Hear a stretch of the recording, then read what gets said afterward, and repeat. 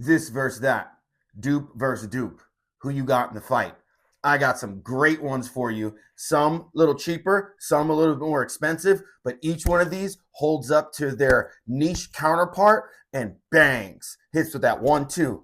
Scent Savant, let's go. Welcome to Scent Savant, and welcome to the sensational world of fragrances, where every spray tells a story and every note captivates the senses. Join me on a journey of olfactory exploration as we uncover the secrets of the most alluring scents on the market. Welcome to Scent Savant.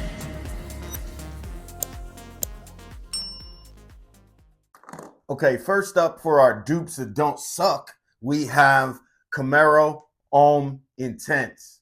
Now, this guy is a dupe for Christian Dior Homme Intense, and this is a good one. Let's see how it stacks up. Elegant and luxurious versus modern and alluring.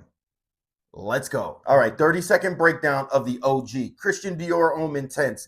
It paved the way and has this iconic iris note that started a whole new trend in the game. It is an iconic fragrance. It is a one-of-a-kind fragrance that is no longer a one-of-a-kind. Rich, powdery, woody floral fragrance, balanced by warm amber and woods, giving this sophisticated base that changed the game as soon as it dropped.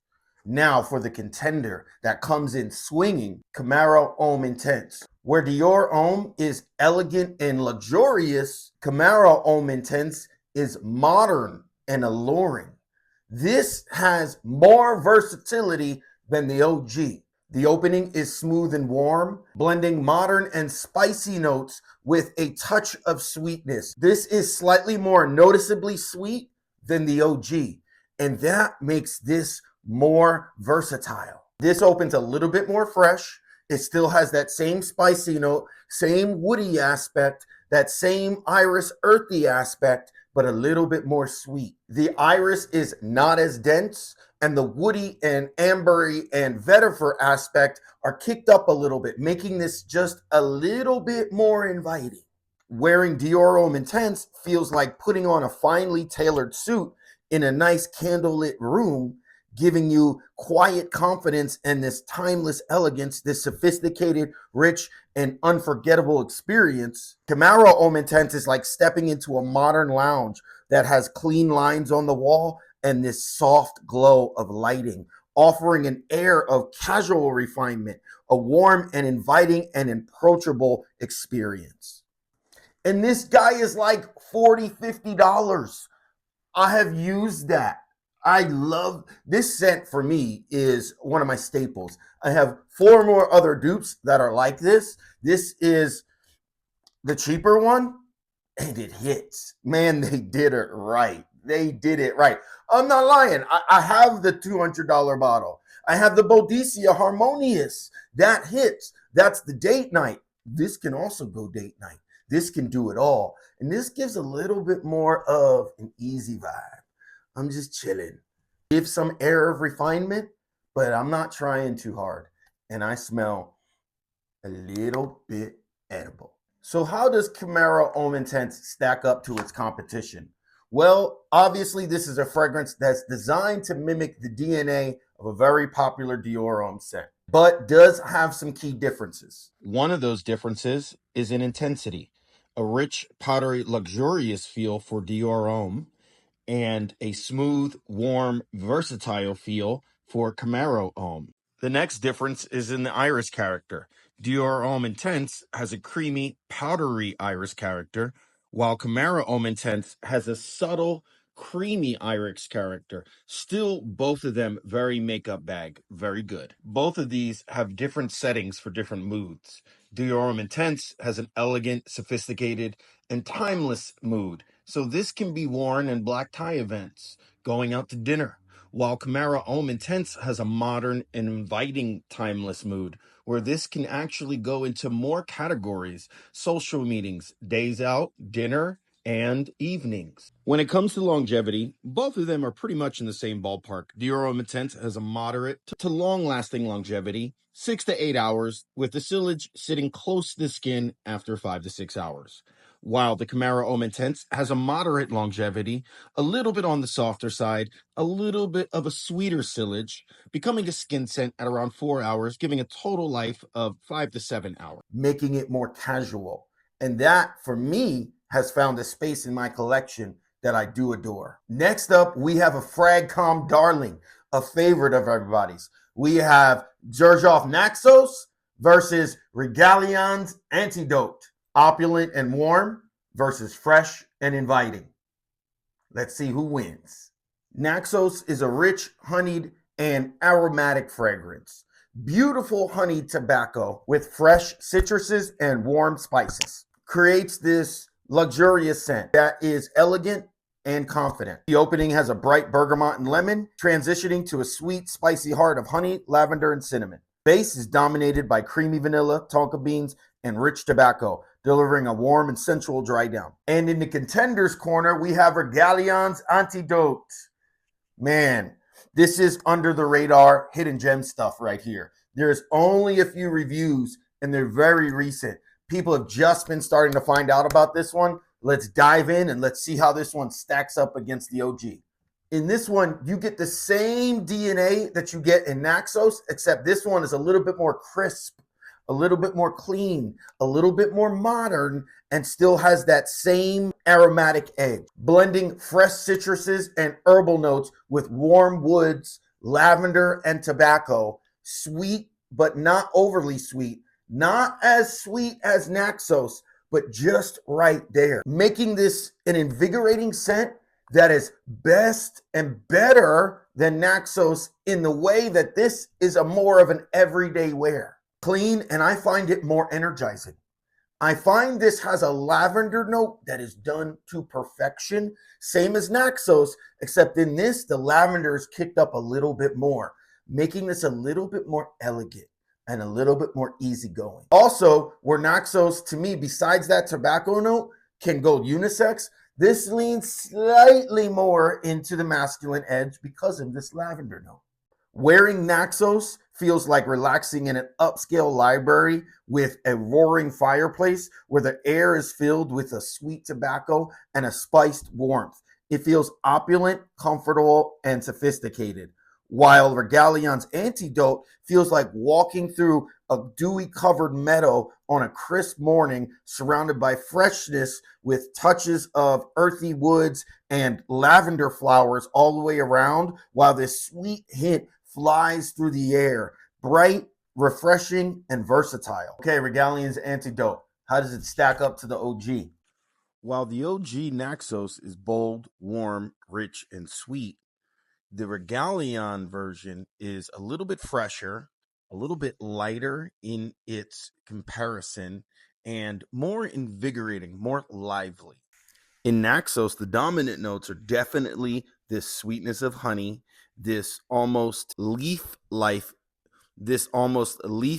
tobacco, definitely a prominent vanilla, and a lavender that is prevalent but still slightly in the mid and background. While the Reglaien has slight noticeable citrus up top, a heavier lavender, a lighter, more crystal clear blonde wood, a light leafy tobacco, and a slight sweetness that is toned down. The mood of Naxos is opulent, comforting, and sophisticated, good for evening wear, special events, and colder weather, while the mood for Reglaien is clean, a little bit more modern, more versatile for sure, and occasion-wise, it's going to be daytime, casual stuff, work stuff. And lastly, the longevity, pretty moderate and equal across both. The Naxos is moderate with a slight bit more projection, but I would say the longevity is the same, as the Reglaien is still moderate with a slightly softer sillage and projection. Get yourself a sample of this one. Let me know how you think. Okay, next up, and this should be super interesting because this is a 2 versus 1. In this corner, we have Bvlgari's Tiger versus Suspiro Vibrato and Cedrat 37. With Bvlgari Tiger, we have an overall DNA that is bright and magnetic. With Suspiro's Vibrato, we have an overall DNA that is intriguing and textured. With Labo Cedrat 37, we have an overall DNA that is crisp and breezy. Now with Tiger, we know we have this fresh, sparkling, crisp, citrus forward, Ambroxan heavy fragrance that performs really well, that is really mass appealing, took the fragrance world by storm, a great DNA that we all love and we know. If you haven't tried that one, hold on, because we got some that you might want to try before, but you probably should try that one. Bvlgari's Tiger has this minerally musky undertone. It radiates energy and like magnetism, pulling you in closer. Bold yet refined, but I find this DNA in comparison to the other DNAs a slight bit more young feeling, a little bit more geared towards 30 and under. Next, we have Sospiro Vibrato, bringing in that same Bvlgari Tiger DNA, but making it a little bit more refined, a little bit more complex, and a little bit more aromatic. Still having this grapefruit, but now adding this slight vetiver, still having this ambroxan, but kicking it down a notch while still getting this sort of synthetic background of this calming musk. Blending citrus, herbal, and woody, musky undertones. Sospiro's Vibrato creates a layered effect where Bvlgari's Tiger felt two-dimensional. Sospiro's Vibrato feels more three-dimensional. And next, I'm going to already say my personal favorite of the DNA. This is going to go on my most complimented scents of 2024. Man, it's a shame that this is so dumb expensive because for me, this takes the DNA. It puts it in exactly the space that I wanted this thing to be in. This is Labo's Cedrat 37. Cedrat 37 is crisp. It's a little bit aquatic. Without being aquatic, it just has this watery aspect to it. And it's a citrus forward fragrance. This has a ginger note, and it's like you took a ginger and you sliced the ginger and then you soaked it in some water and then you put it into a salad and you got that bite of ginger. It's still zingy and fresh, but a little bit toned down, a little bit watery. So good, so natural. Much more of a natural ginger than Bvlgari's Tiger or Sospiro's Vibrato. It combines Cedrat, which is a variety of citron, with watery aquatic and slightly aromatic earthy tones. This watery aquatic adds this breezy, almost oceanic sense, while soft woods and musk provide a clean and understated atmosphere. Now this scent, I have been so surprised by this scent. Every time I've worn this, and I've worn this about 7 times, every time I have gotten numerous compliments on that day. I don't really care compliments, but dang, this thing hit. I'm talking about just being stopped in like Target, going to the dentist, going to the doctor, just hanging around, like making errands. This thing pushes. Honestly, I don't understand how, but this pushes farther and more pleasing than Sospiro's Vibrato or Bvlgari Tiger for me. I have literally had 2 different people, separate occasions, say, hey, what are you wearing? There is this girl who says, what are you wearing? I don't like overly strong perfumes, but whatever you're wearing smells fantastic. In fact, I don't even like perfumes, but this smells great. What is that? Tart and green, breezy and slightly spicy, while being airy and watery, while creating a sense of like serene, calming breeze hanging in a citrus grove near the ocean. Crisp, refreshing, and serene. For these ones specifically, I want to highlight a couple factors. Let's talk about a performance and let's talk about price. Performance-wise, Bvlgari's Tiger has strong projection and strong longevity with a radiant trail, making it perfect for making an impression. Sospiro Vibrato has excellent performance with dynamic evolution. It changes along the wear, projecting well and lasting all day. And finally, Labo Cedrat 37, even though softer and more intimate, still has great projection and great longevity. catering to those who prefer an understated fragrance with strength. Well, how much do they cost? Because pimping ain't easy, and I got to decide where the pockets flow. Price-wise, I'm not made of money because I got like $1.50. Will that work? Bvlgari's Tiger has a high price tag. I've never seen these go for less than $300 to $400 at retail for the 100 ml, reflecting its luxury positioning and premium status in materials. Suspiro's Vibrato, expensive at retail, this can be found with an easy Google search for $140 to $180. But this retail price is justified by its niche quality and artistic composition. And Labo Cedrat 37 coming in at the highest price of all three, anywhere from $300 to $500 for the 100 ml.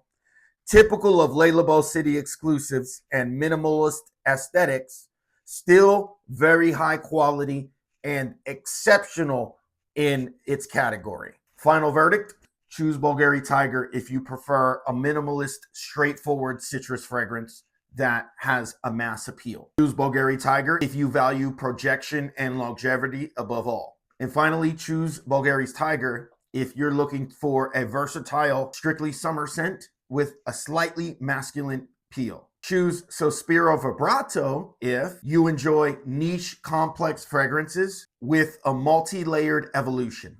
If you want a scent that blends the freshness with the depth, that is more suitable for year-round wear. Out of those two, I will wear Suspiro Vibrato in the winter.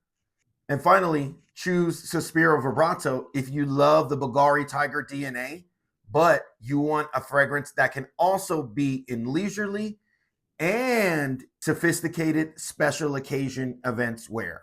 And finally, choose my personal favorite, Labo Cedrat 37, if you like a strong minimalist fragrance with a natural feel, or if you like natural subtle scents that don't overpower and work amazingly for everyday wear, or if you value Labo's artisanal and artistic approach and you want a city exclusive that can only be found one time a year in America.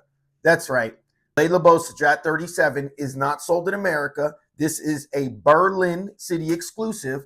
It can only be found in the Labo stores in the month of September, I believe, for those 30 days, making it an exclusive scent. In conclusion, your choice will depend on your preferences. It's not ridiculous. That's not ridiculous to say that. Preferences for performance, complexity, and intended use. If budget is a concern, go with Suspiro's Vibrato because it is lower budget and it also provides the most complexity of all three of these scents. While Bvlgari's Tiger is probably the safest choice of all three, being the most mass appealing for those who seek a stunning yet uncomplicated citrus fragrance. Or Labo Cedrat 37 if you're just a little bit bougie like me and you seek a strong minimalist fragrance for lovers of fresh, simple, elegant. And next up, we have Mind Games Blockade versus Montaigne's Parfums Palisade.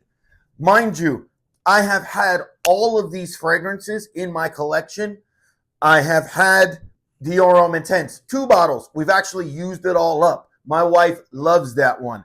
I prefer the Parfum, used it up. We'll get another bottle Intense, but she has some other ones that she likes a little bit more right now. I've had Bvlgari Tiger. Got rid of it when I got the Suspiro Vibrato. And finally, I had Mind Games Blockade. And man, if I could punch a hole through the wall right now of how disrespectful and downright arrogant the performance on that fragrance was, they may never send me a bottle in my whole life.